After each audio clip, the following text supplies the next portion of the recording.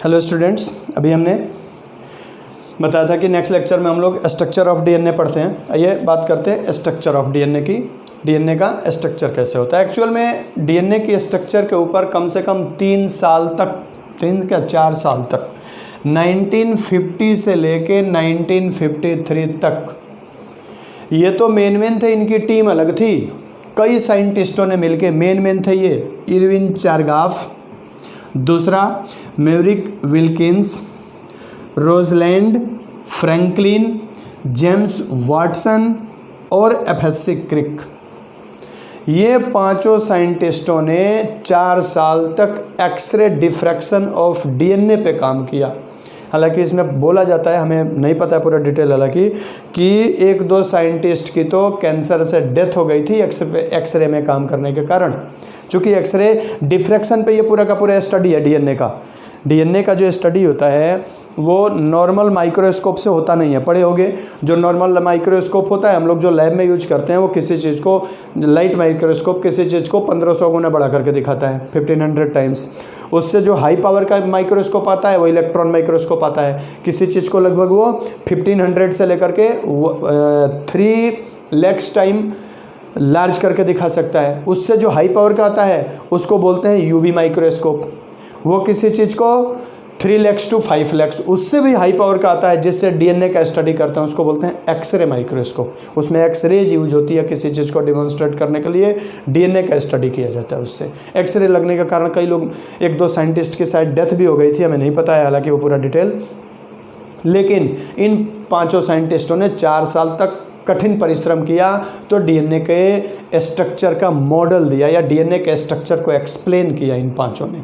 और इन पांचों ने ये बताया कि जो डीएनए होता है वो पॉलीमर होता है न्यूक्लियोटाइड्स का, और वो न्यूक्लियोटाइड्स जो होते हैं उनमें ये याद रखना, पूछा जाता है क्वेश्चन कि ये किसके ऊपर बेस्ड था, मतलब डीएनए का जो स्ट्रक्चर दिया गया था वो किस पे बेस्ड था। एक्सरे डिफ्रैक्शन या एक्सरे क्रिस्टलोग्राफी पे दिया गया था डीएनए का स्ट्रक्चर। अब इन लोगों ने ये बताया कि जो डीएनए होता है वो डीएनए पॉलीन्यूक्लियोटाइड होता है। डीएनए क्या होता है? पॉलीमर ऑफ न्यूक्लियोटाइड होता है, पॉलीमर ऑफ न्यूक्लियोटाइड्स होता है। और वो न्यूक्लियोटाइड क्या होता है तो हमने बताया था अभी इसके पहले वाले लेक्चर में कि न्यूक्लियोटाइड के 3 कंपोनेंट होते हैं। वैसे तो बताया था कि 2 होते हैं, न्यूक्लियोसाइड और फॉस्फेट, लेकिन न्यूक्लियोसाइड के 2 कंपोनेंट, न्यूक्लियोसाइड के 2 कंपोनेंट कौन कौन? तो एक बताया था नाइट्रोजनस बेस, ठीक है, दूसरा बताया था शुगर। इन दोनों को क्या बोलते हैं? न्यूक्लियोसाइड। इन दोनों को न्यूक्लियोसाइड। और जब इसमें फॉस्फेट जुड़ जाता है तो उसको बोलते हैं न्यूक्लियोटाइड। फॉस्फेट के रूप में क्या जुड़ता है? फॉस्फोरिक एसिड जुड़ जाता है। क्लियर? हम तीनों का एक एक करके पहले डिस्क्रिप्शन पढ़ते हैं, उसके बाद पढ़ते हैं कि ये कंपोज कैसे होते हैं तीनों। ये 3 हो गए, नाइट्रोजनस बेस, शुगर और फॉस्फेट। सिंप्लीफाइड बना देते हैं एक स्ट्रक्चर एक। ये जैसे शुगर हो गया, ठीक है, फॉस्फेट हो गया, ये आगे। चलो एक एक करके बताते हैं, या पहले तो ब्रीफ बता दें। कोई भी जैसे नाइट्रोजनस बेस है, नाइट्रोजनस बेस में भी 2 बताया था मैंने, एक बताया था होमोसाइक्लिक और एक बताया था हेट्रोसाइक्लिक। ये मान लो सपोज दैट एक हेट्रोसाइक्लिक रिंग है ये, ठीक है, ये हेट्रोसाइक्लिक रिंग हो गया, या फिर ये होमोसाइक्लिक रिंग हो गया।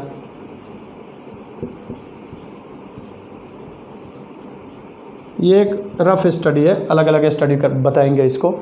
शुगर जो होता है पेंटोज शुगर इस तरह से होता है, और फॉस्फेट जो होता है वो ये है फॉस्फोरिक एसिड।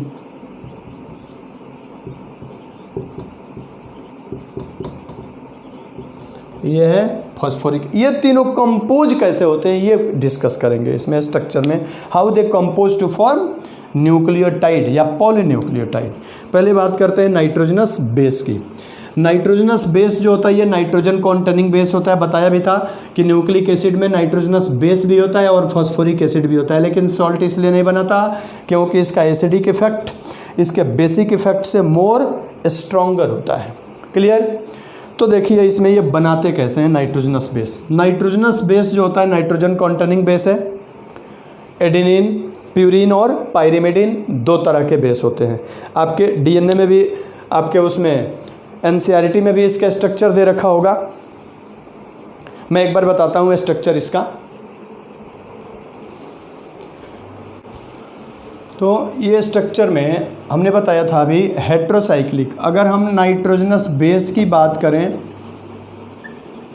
नाइट्रोजनस बेस, तो नाइट्रोजनस बेस दो होते हैं। इसको बोलते हैं हम हेट्रोसाइक्लिक, इसको बोलेंगे हेट्रोसाइक्लिक, या डबल रिंग कंपाउंड बोलते हैं। डबल रिंग कंपाउंड हो गया। डबल रिंग कंपाउंड को हम क्या बोलते हैं? प्यूरिन बेस, क्योंकि इसमें एक रिंग ये हो गया, एक रिंग ये हो गया, एक ये रिंग, दो रिंग हो गए। कार्बन नंबर 1 2 3 पोजीशन है ये, फर्स्ट सेकंड थर्ड 4 5 6 7 8 9। ये 9 नंबर पोजीशन जो होता है इसी से जुड़ता है। 9 नंबर से अगर जुड़ेगा तो यहाँ पे हाइड्रोजन हो जाएगा और ये यहाँ पे ऐसे आ जाएगा। इसी से जुड़ेगा शुगर 9 नंबर पोजीशन से। इसमें भी ये देख लो, फर्स्ट सेकंड थर्ड 4 5 6 कार्बन हो गए। तो ये सिंगल रिंग है, जिसको बोलते हैं हम सिंगल रिंग कंपाउंड या पायरिमिडिन। पायरिमिडिन बताया था कि प्यूरिन जो होता है वो डबल रिंग कंपाउंड होता है। प्यूरिन का ये एडिनिन है, आपको याद नहीं रखना है, बोर्ड में ये बनाने के लिए आपके नहीं आएगा, ये +1 में आप पढ़े होगे उसमें न्यूक्लिक एसिड में। और पायरिमिडिन है, पायरिमिडिन का ये साइटोसिन है। इसका स्ट्रक्चर ऐसे होता है। तो ये एक तरह से जो मिलेगा आपको वो यहाँ बनाने के लिए नहीं मिलेगा, मैंने सिर्फ डबल और सिंगल रिंग दिखाने के लिए बना दिया यह डायग्राम। तो नाइट्रोजनस बेस दो तरह का होता है। हम बता रहे थे कि 3 कंपोनेंट होते हैं ना, किसके? न्यूक्लियोटाइड के। तो न्यूक्लियोटाइड के 3 कंपोनेंट में देखो कौन कौन से होते हैं। नाइट्रोजनस बेस अभी बताया था मैंने, यहाँ लिख देता हूँ कि नाइट्रोजनस बेस जो होते हैं, नाइट्रोजनस बेस, इस नाइट्रोजनस बेस के दो फॉर्म हो गए। एक हो गया प्यूरिन और एक हो गया पायरिमिडिन। प्यूरिन बेस और दूसरा हो गया पायरिमिडिन बेस। ठीक है, प्यूरिन बेस को क्या बताया था? Double ring compound. उसको क्या बताया था? Single ring compound. ये कैसा होता है? Double ring. और ये कैसा होता है? Single ring. ये जो डबल रिंग होता है इसके 2 टाइप्स होते हैं। एक होता है एडेनिन, एक होता है एडेनिन और दूसरा होता है ग्वानिन। इसमें 3 होते हैं।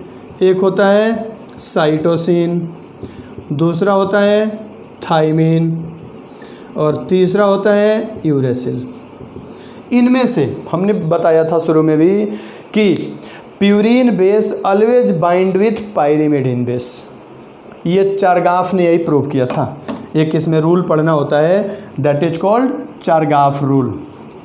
तो चारगाफ रूल देखो क्या कहता है। चारगाफ रूल ये बोलता है कि number of purine base is exactly equal to number of pyrimidine base.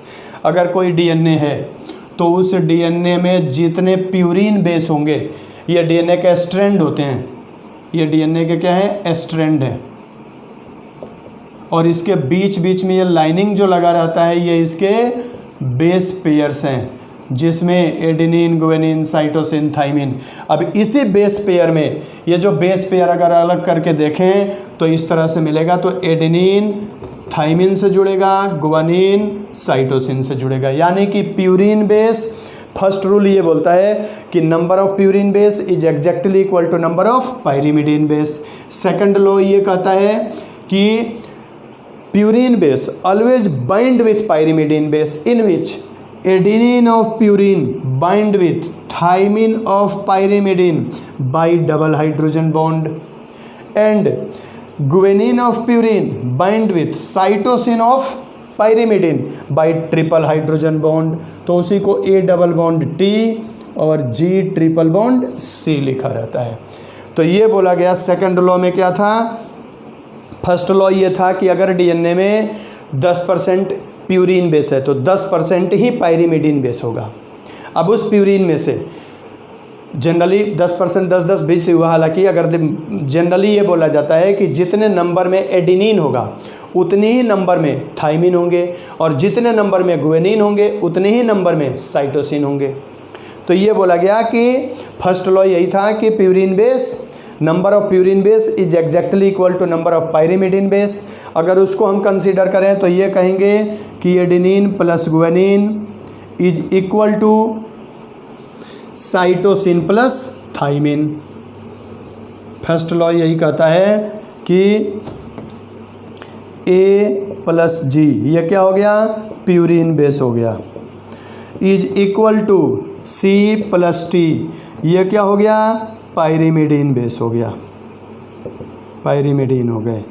Another language में बोलेंगे A plus G upon C plus T is equal to 1। यानी कि अगर A मान लो सपोज दैट एडिनिन कितना है, एडिनिन 18% है, 20% मान लो, तो थाइमिन भी कितना होगा, 20% होगा। इधर बता देते हैं,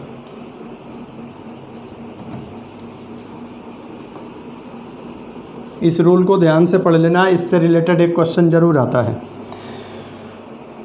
चरगाफ रूल से रिलेटेड एक क्वेश्चन जरूर आता है। अगर मान लो एडिनिन कितना है, 20% है, तो थाइमिन भी कितना होगा, 20% होगा, दोनों 40 हो गए। अब जो बच गए 60%, 100% इसको मेंटेन होने हैं, बेस पेयर को क्या होना है, 100% मेंटेन होने हैं। तो ये 20% है तो थाइमिन भी 20% होगा, क्योंकि A डबल बॉन्ड T होता है। अब बच गए 60%, उस 60% में से क्यों बच गए, क्योंकि ये 40 हो गए, 20 40 हो गए, 60 में गुएनिन होगा और साइटोसिन। गुएनिन जो होगा वो कितना होगा, 30% होगा, और साइटोसिन भी कितना होगा, 30% होगा। ये दोनों मिलकर 100% पूरा कर दिए। तो यानी कि A plus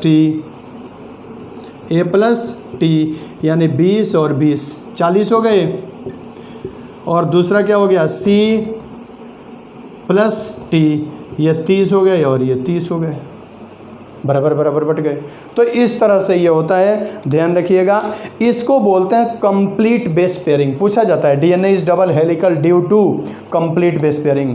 complete base pairing means number of purine base is exactly equal to number of pyrimidine base, in which number of adenine is equal to number of thymine and number of guanine is exactly equal to number of thymine.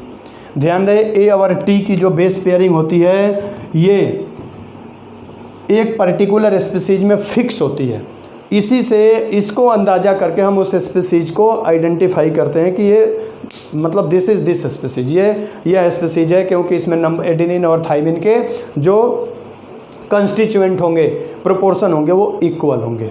ये conditions होती है। तो ध्यान रखना, कई बार आता है कि कोई सेल है, क्वेश्चन दे देगा a cell has 18% thymine, write the proportion of other base pair. Chargaff rule पे एक क्वेश्चन आता है कि अगर यही दे दे, क्या दे दे कि अगर थाइमिन का नंबर कितना है, 18% है, तो अदर्स के कितने होंगे, तो अदर्स निकाल दो। अगर T 18% है तो T से क्या जुड़ेगा, A जुड़ेगा। अभी बताया कि ये डबल बॉन्ड T लिखो, चाहे इसको T डबल बॉन्ड A लिखो, बात बराबर है। तो अगर T 18% है तो एडिनिन भी कितना होगा, 18% होगा। तो ये दोनों मिलकर कितने हो गए, 36% हो गए। अभी इसको 100% कराना ही है, तभी बेस पेयर कंप्लीट होगा। अब बच गए कितने, तो 64%। तो उस 64% में G जो होगा वो कितना होगा, 32%, और G से क्या जुड़ेगा, C जो होगा वो भी कितना होगा, 32%। अब ये दोनों मिलकर कितना हो गए, 64%। ये दोनों मिलकर 100% बेस पेयर पूरा कर दिए।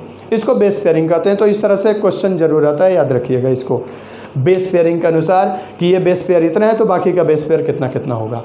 तो जितना अगर एडिनिन है, ए से जुड़ेगा थाइमिन, उतना ही थाइमिन होगा। अगर साइटोसिन का दिया है तो जितना साइटोसिन होगा उतना ही गुएनिन होगा। दोनों को जोड़ दो, जो बच गया 100 में से उसको इक्वल एडेनिन थाइमिन में बांट दो, इस तरह निकाल सकते हैं। तो बेस पेयरिंग रूल ये कहता है कि number of purine base is exactly equal to number of pyrimidine base. दूसरा, in which number of adenine is exactly equal to number of thymine while number of guanine is exactly equal to number of cytosine. दूसरा ये कहता है कि adenine मतलब adenine of purine is bind with thymine of pyrimidine while guanine of purine is bind with cytosine of pyrimidine, यानी purine base always bind with pyrimidine base. तो ये याद रखिएगा, इसको बोलते हैं चारगाफ रूल। तो डीएनए में जितने नाइट्रोजनस बेस होते हैं वो सब एग्जैक्टली इक्वल होते हैं, और दो तरह के बेस होते हैं, प्यूरिन बेस और पायरिमिडिन बेस। ये तो था नाइट्रोजनस बेस। नाइट्रोजनस बेस के बाद हमने बताया था कि 3 कंपोनेंट होते हैं, नाइट्रोजनस बेस, शुगर और फॉस्फेट। शुगर की बात करते हैं। जो शुगर होता है, एक तो हो गया नाइट्रोजनस बेस, इसको एक्सप्लेन कर दिया, स्ट्रक्चर मत याद रखिएगा। दूसरा शुगर, शुगर जो होता है क्या कहते हैं उसमें डीएनए में, वो पेंटोज शुगर होता है। पढ़े होगे +1 में कि कार्बोहाइड्रेट में शुगर जो पॉलीसेकेराइड बनता है वो 3 कार्बन कंपाउंड से, 3 कार्बन कंपाउंड को बोलते हैं ट्राइओज, 4 कार्बन को बोलते हैं टेट्रोज, 5 कार्बन को बोलते हैं पेंटोज, 6 को हेक्सोज, 7 को हेप्टुलोज। तो जो ट्राई कार्बन होता है, ट्राइओज होता है, उसका एग्जांपल फॉस्फोग्लिसरॉल्डिहाइड पढ़ा होगा, टेट्रोज का एग्जांपल एरिथ्रोज पढ़ा होगा, पेंटोज का एग्जांपल राइबोज और जाइलोज पढ़ा होगा। तो जो शुगर होता है पेंटोज, उस शुगर का नाम है राइबोज, जिसका जनरल फार्मूला पढ़े होगे CnH2nON होता है, पढ़े होगे। तो राइबोज का भी जनरल फार्मूला यही होगा, राइबोज है 5 कार्बन कंपाउंड है, तो C5H10O5 होगा। ये राइबोज का जनरल फार्मूला होता है। अब ये पेंटोज शुगर जो होता है ये 2 फॉर्म में होता है, केवल राइबोज ही नहीं होता है, इसके 2 फॉर्म होते हैं पेंटोज के। अब कौन कौन से होते हैं ये देख लो, इसके 2 फॉर्म पेंटोज के। एक होता है राइबोज और दूसरा होता है डीऑक्सीराइबोज। राइबोज और दूसरा डीऑक्सीराइबोज, ठीक है। अब राइबोज देखो क्या होता है। राइबोज को अभी हमने बताया कि इसका जनरल फार्मूला C5H10O5 है।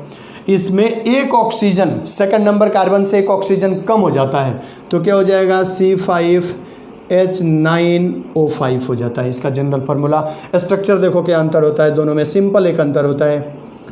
इसमें कार्बन ऑक्सीजन, पाइरेनोज फ्यूरेनोज पड़ा होगा, रिंग कंपाउंड 4 कार्बन रिंग में रहेगा, 1 कार्बन रिंग से बाहर रहेगा। याद हो थोड़ा सा तो रिमाइंड करा देता हूँ मैं।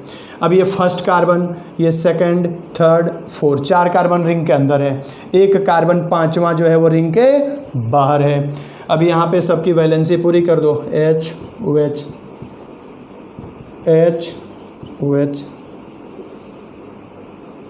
इसको इधर लिख देता हूँ मैं, यहाँ भी HOH, third carbon, fourth carbon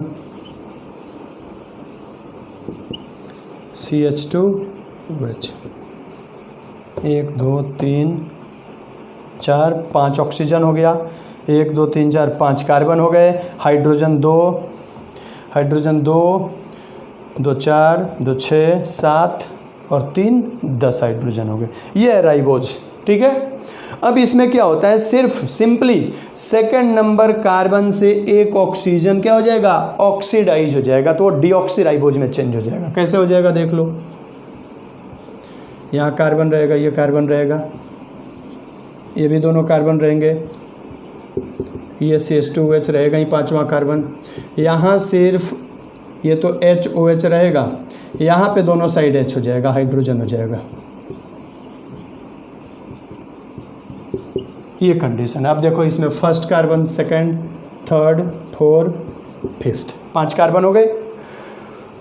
अब इसमें क्या हो गया, एक ऑक्सीजन सेकंड नंबर कार्बन से ऑक्सीडाइज हो गया। ऑक्सीडाइज हो जाने का कारण हम इसको क्या बोलेंगे, डीऑक्सीराइबोज बोलेंगे। तो ये 2 तरह के पेंटोज शुगर होते हैं, राइबोज और deoxyribose. Ribose present in DNA while deoxyribose present in, sorry उल्टा बोल दिया, ribose present in RNA while deoxyribose present in DNA. जो राइबोज होता है ये किस में होता है, आरएनए में होता है और डीऑक्सीराइबोज किस में होता है, डीएनए में होता है। बताया भी था कि the basic difference between DNA and RNA is that DNA contain deoxyribose sugar while RNA contain ribose sugar. तो ये शुगर होता है। शुगर को एक और नाम से पुकारते हैं सेंट्रल एटम। क्यों कहते हैं, पहले ये जान लेते हैं फॉस्फेट। फॉस्फेट क्या होता है, देखो फॉस्फेट बता दिया था सिंप्लीफाइड वर्ड में कि फॉस्फोरिक एसिड के रूप में रहता है। जो फॉस्फेट रहता है, सेकंड हो गया था शुगर, थर्ड है फॉस्फेट। जो फॉस्फेट होता है वो सिंपली फॉस्फोरिक एसिड के फॉर्म में रहता है। देखो कैसा रहता है फॉस्फोरिक एसिड के फॉर्म में, फॉस्फोरिक एसिड के फॉर्म में रहता है जिसको हम बोलते हैं H3PO4। सेंट्रल एटम फॉस्फेट रहेगा। इस फॉस्फेट से 3 हाइड्रोक्सिल ग्रुप जुड़ा रहेगा और 1 ऑक्सीजन जुड़ा रहेगा। अब क्या होगा कि जब फॉस्फोडाइस्टर लिंकेज में बताएंगे, ये पूरे के पूरे स्ट्रक्चर को हम बोलते हैं फॉस्फोरिक एसिड। अब ये तीनों कंपोज कैसे होते हैं ये देखते हैं। बताया था मैंने नाइट्रोजनस बेस, शुगर और फॉस्फेट, ये तीनों कंपोज कैसे होते हैं ये देखते हैं। तब न्यूक्लियोटाइड बनता है। अब एक न्यूक्लियोटाइड जब बनाना होगा इन तीनों को तो देखो कैसे कंपोज होंगे। ये हो गया राइबोज शुगर, मैं इसको सिंप्लीफाइड मॉडल में बना देता हूँ, ये राइबोज शुगर हो गया, ठीक है। ध्यान रहे first, second, third, fourth, fifth, 5 carbon हो गए। फर्स्ट कार्बन हो गया, second carbon, third carbon, fourth carbon और ये फिफ्थ कार्बन। इनमें से इस शुगर से ध्यान रखना एक चीज़ कि फर्स्ट कार्बन से ऑलवेज नाइट्रोजनस बेस जुड़ेगा और फॉस्फेट एक साइड में जुड़ेगा फिफ्थ कार्बन से और दूसरे साइड में जुड़ेगा थर्ड कार्बन से। अगर हम सिंगल न्यूक्लियोटाइड की बात करेंगे तो ये सिंगल न्यूक्लियोटाइड है, इसमें हम एक ही फॉस्फेट इंक्लूड करेंगे, दूसरा फॉस्फेट जो होगा वो दूसरे न्यूक्लियोटाइड में जुड़ जाएगा। ये नीचे भी एक न्यूक्लियोटाइड रहेगा। तो अगर एक न्यूक्लियोटाइड की बात करें तो फर्स्ट कार्बन से nitrogenous base, second, third, fourth, fifth.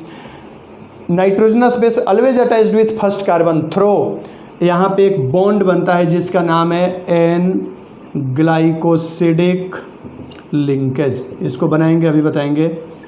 और यहाँ पे जो एक बॉन्ड बनेगा, यहाँ पे चूंकि आकर के ये फिर क्या होगा, दूसरे किसी न्यूक्लियोटाइड के फिफ्थ कार्बन से अटैच हो जाएगा। ये दूसरा न्यूक्लियोटाइड है। अब यहाँ पे जो बॉन्ड बनेगा उसको बोलते हैं फॉस्फोडाइस्टर लिंकेज। एक इधर और एक इधर, ये फॉस्फेट से जुड़ जाएगा। ये दोनों लिंकेज मैं बताऊंगा अभी। फॉस्फोडाइस्टर लिंकेज, 2 ईस्टर लिंकेज बनेंगे। तो ध्यान रहे जो न्यूक्लियोटाइड होता है उसको 2 बॉन्ड मिलके या 2 लिंकेज मिलके एस्टेब्लिश करता है। कौन कौन लिंकेज एस्टेब्लिश करेगा, तो एक करेगा एन ग्लाइकोसिडिक लिंकेज जो नाइट्रोजनस बेस और शुगर के बीच में होगा, और दूसरा लिंकेज जो होगा उसका नाम है फॉस्फोडाइस्टर लिंकेज जो 2 न्यूक्लियोटाइड को फॉस्फेट के थ्रू जोड़ने का काम करेगा। तो ये 2 तरह के लिंकेज होती है। अब इसमें हम शुगर को इसलिए सेंट्रल एटम कहते हैं क्योंकि 2 रीजन है। एक पहला रीजन ये है कि sugar determines the types of nucleic acid whether it is DNA और RNA, because sugar is of 2 types, ribose sugar, deoxyribose sugar. If ribose sugar attached with nitrogenous base and phosphate then it form RNA, and if deoxyribose sugar attached with nitrogenous base and phosphate then it form DNA। तो ribose में यही होता है sugar में कि अगर इस nitrogenous base phosphate में अगर यहाँ पे डीऑक्सीराइबोज जुड़ा होगा तब तो ये डीएनए का न्यूक्लियोटाइड होगा। अगर इस नाइट्रोजनस बेस और शुगर से ये राइबोज जुड़ा होगा तो ये किसका न्यूक्लियोटाइड होगा, आरएनए का न्यूक्लियोटाइड होगा। तो एक रीजन ये है सेंट्रल एटम बोलने का इसको कि it determine the type of nucleic acid whether it is DNA और RNA, because it is of 2 types, deoxyribose and ribose. Deoxyribose attached with found in DNA while ribose found in RNA. Second reason is that it alonely bound, ये अकेला एक ऐसा मतलब molecule है जो दोनों nitrogenous base और फॉस्फेट को बाइंड करके रखा है, एक ही नहीं 3 को बाइंड करके रखा है, 2 फॉस्फेट और एक नाइट्रोजनस बेस। अगर इस शुगर को हम हटा दें तो बेस अलग हो जाएगा, फॉस्फेट अलग हो जाएगा, ये फॉस्फेट अलग हो जाएगा, तितर बितर हो जाएगा। तो 2 रीजन हो गए शुगर को सेंट्रल एटम बोलने का। एक तो ये रीजन हो गया कि ये डिटरमाइन करता है टाइप ऑफ न्यूक्लिक एसिड। दूसरा रीजन ये हो गया कि ये अकेला एक ऐसा कंपाउंड है जो 2-2 से बाइंड रहता है, नाइट्रोजनस बेस से भी और फॉस्फेट से भी, इसलिए इसको सेंट्रल एटम कहते हैं। ये एक सिंगल न्यूक्लियोटाइड है। अब इसकी चेन या पॉलीमर कैसे बनती है? पॉलीमर बनाने के पीछे हाथ है किसका? फॉस्फोडाइस्टर लिंकेज का। सिंगल पॉलीमर कैसे बनेगा, डबल पॉलीमर कैसे बनेगा, ये देखते हैं। अब देखो इसकी चेन कैसे बनती है। तो डीएनए के स्ट्रक्चर में मैंने बता दिया ये कि न्यूक्लियोटाइड कैसे बनता है। अब ये न्यूक्लियोटाइड की पॉलीमर कैसे बनती है, ये देखते हैं। पॉलीमर जब बनेगी, जो मैंने शुगर जो बनाया था, एक्चुअल में शुगर का ये तो हो गया, पढ़े होगे तुम लोग, 2 तरह का स्ट्रक्चरल फार्मूला होता है और एक केमिकल होता है। ये जो बनाया था मैंने वो स्ट्रक्चरल फार्मूला था। हम इसको सिंप्लीफाइड मॉडल जब बनाते हैं, ये डीऑक्सीराइबोज है, तो हम इसी को क्या करते हैं, सिंप्लीफाइड के फॉर्म में इस तरह से बना देते हैं। ये भी क्या है एक, हाँ ये ज़रूर रहेगा, यही चीज़ है वो, मतलब डीऑक्सीराइबोज शुगर है, ये ऐसे बना सकते हैं। तो जनरली जब चेन में बनाते हैं हम तो इसी तरह से बनाते हैं इसको। अब ये चेन बनाएगा कैसे, ये देखो। चेन जब बनेगा तब देखो क्या होगा। एक यहाँ पे हो गया ये ऑक्सीजन,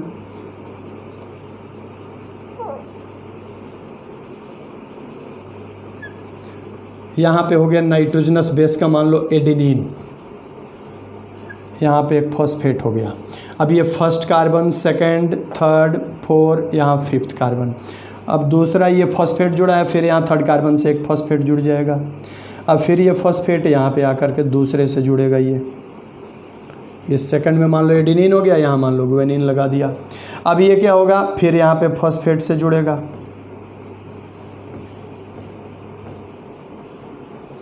फिर यहाँ पे एक एडेनिन गुआनिन, मान लो यहाँ साइटोसिन है, एक शुगर ये हो गया। अब फिर आगे यहाँ एक फॉस्फेट से जुड़ेगा, यहाँ एक फॉस्फेट आकर के जुड़ जाएगा।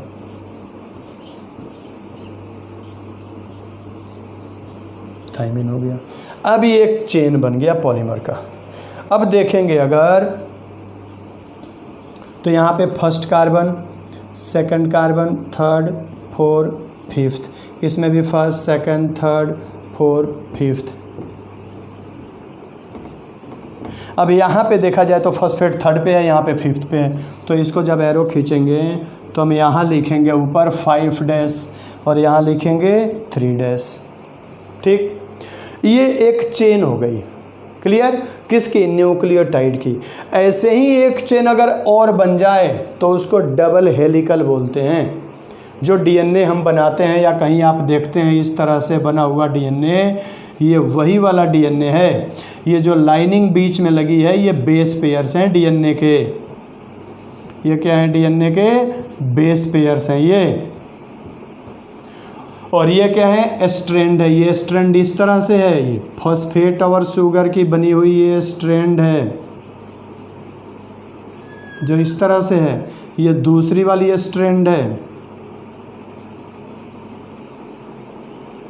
ये जो स्ट्रैंड बनी है ये किसकी बनी है? तो फॉस्फेट प्लस शुगर की। और जो बीच में है ये क्या है? नाइट्रोजनस बेस, या इसी को हम क्या बोलते हैं? बेस पेयर्स बोलते हैं। ये बेस पेयर्स हैं।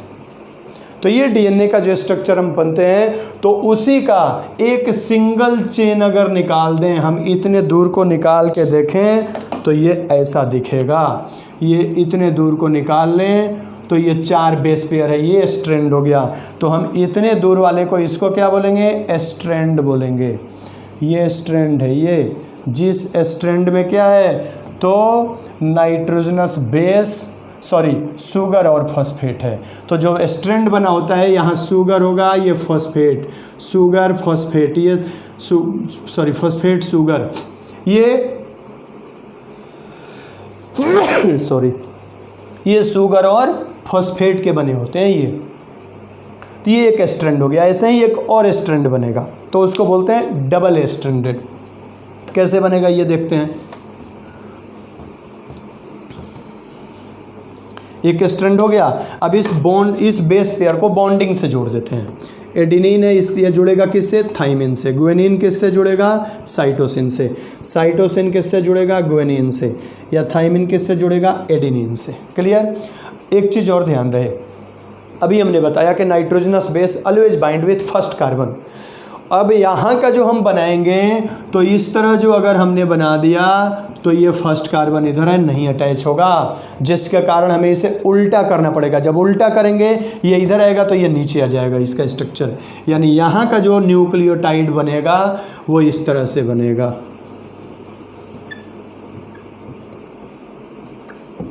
ये फॉस्फेट हो गया।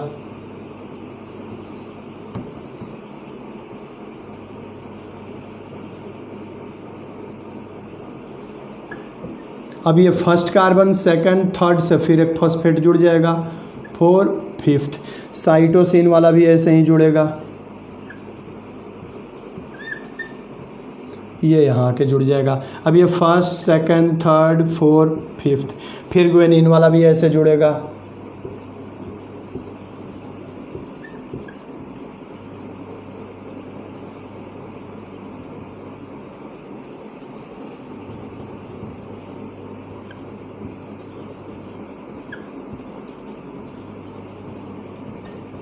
और एडेनिन वाला भी ऐसे ही जुड़ेगा।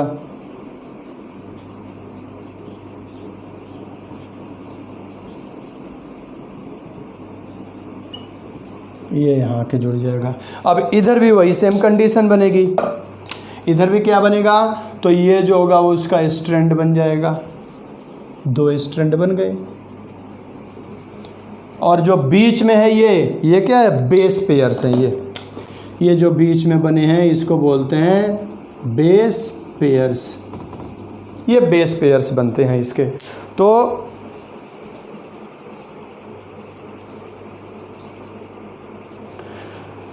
तो इस तरह से ये 2 स्ट्रैंड बन गया, जिसको हम डबल स्ट्रैंडेड बोलते हैं। एक स्ट्रैंड ये हो गया, एक स्ट्रैंड ये हो गया, ये डबल स्ट्रैंड है।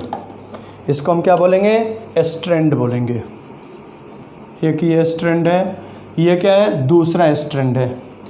तो ये 2 स्ट्रैंड हो गए, एक स्ट्रैंड ये हो गया, ये भी एक स्ट्रैंड है, और बीच में बेस पेयर होता है। तो डीएनए यही डबल स्ट्रैंडेड और बेस पेयर से अटैच होता है। अगर इस बेस पेयर को हम तोड़ दें तो दोनों स्ट्रैंड अलग हो जाएंगे। तो ये डीएनए के स्ट्रैंड का शुरुआत होता है, यही 2 स्ट्रैंड के चलते होता है। अब ये दोनों स्ट्रैंड मिल करके कैसे कंपाइल होते हैं डीएनए में, इसी को हम अगर सिंप्लीफाइड वर्ड में बनाएं तो ये ऐसे बना सकते हैं। एक स्ट्रैंड ये हो गया, एक स्ट्रैंड ये हो गया।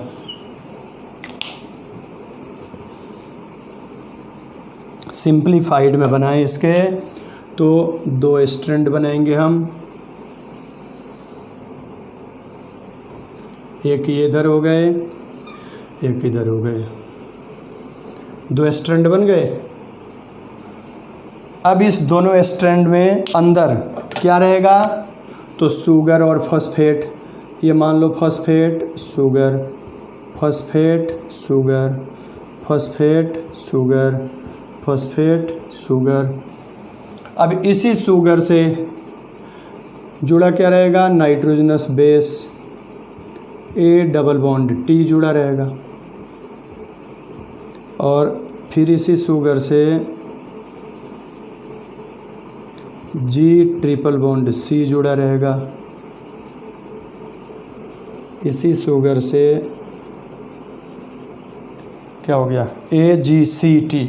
यहाँ पे मान लो सी है और यहाँ पे मान लो क्या है? टी है। तो यहाँ पे फिर ये जी जुड़ेगा, यहाँ पे ए जुड़ेगा, इधर फिर फॉस्फेट होगा। यहाँ पे ये शुगर शुगर शुगर शुगर और बीच में क्या आ गया? फॉस्फेट। अब सब जगह ये यहाँ भी फॉस्फेट। तो ये है। तो इस तरह से अगर देखें तो बीच वाला क्या है? बेस पेयर्स है। ये बीच वाले क्या हैं, बेस पेयर्स हैं, और साइड साइड वाले क्या हैं, स्ट्रैंड हैं। ये क्या है, स्ट्रैंड है, ये क्या है, स्ट्रैंड है। तो यही डीएनए में डबल स्ट्रैंड होता है और दोनों स्ट्रैंड को जोड़ने का काम बेस पेयर करता है। ध्यान रहे, स्ट्रैंड बना होता है किसका, तो शुगर और फॉस्फेट का, और दोनों स्ट्रैंड जो जुड़े होते हैं वो किससे जुड़े होते हैं, बेस पेयर से जुड़े होते हैं। तो ये जो बीच वाले हैं ये पूरे के पूरे क्या हो गए, बेस पेयर्स हो गए इसके। ये जितने हैं वो क्या हैं, बेस पेयर्स है। ये बेस पेयर दोनों स्ट्रैंड को बाइंड करने का काम करते हैं। तो यही डीएनए का स्केलेटन ऑफ डीएनए इसको बोलते हैं।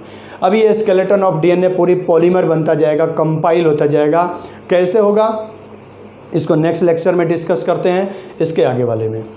एक में बहुत लंबी हो जाएगा।